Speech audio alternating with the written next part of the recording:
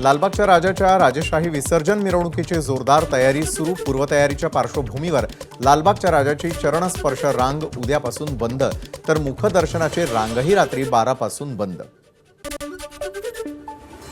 लालबागच्या राजाला भाविकांचं भरभरून दान. आज 73,10,000 रोख रुपये तर 199 ग्रॅम सोनं आणि 10 किलो चांदी राजाच्या चरणी दान. लालबागचा राजा मंडळाविरोधात मुंबई पोलीस आयुक्तांकडे तक्रार. मंडळाच्या कार्यकर्त्यांकडून अरेरावी होत असल्याचा तक्रारकर्त्यांचा आरोप. गणेश विसर्जनासाठी मुंबई महानगरपालिका सज्ज. मूर्तीच्या विसर्जनासाठी 204 कृत्रिम तलावांची निर्मिती, तर भाविकांच्या सेवेसाठी 12,000 अधिकारी आणि कर्मचारी तैनात.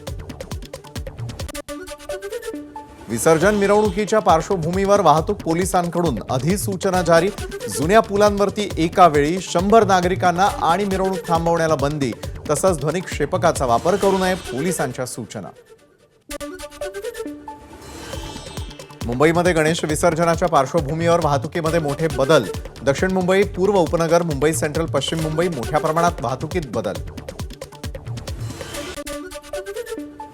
गणेश विसर्जन मिरवणुकीनिमित्तानं पुणे शहरातील 17 रस्ते वाहतुकीसाठी बंद, तर विसर्जन मार्गांवर वाहनं लावण्यासाठी मनाई असणार.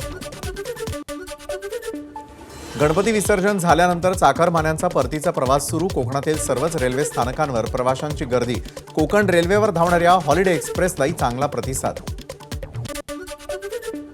पुण्यामध्ये विसर्जन मिरवणुकीमध्ये उच्च क्षमतेचे ध्वनिवर्धक वापरल्यास यंत्रणा जप्त होणार. डीजेंविरुद्ध पोलीस आयुक्त अमितेश कुमार यांचा कारवाईचा इशारा.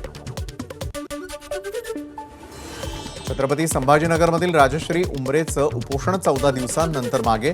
2 आठवड्यामध्ये मागण्या मान्य करण्याचं सरकारचं आश्वासन.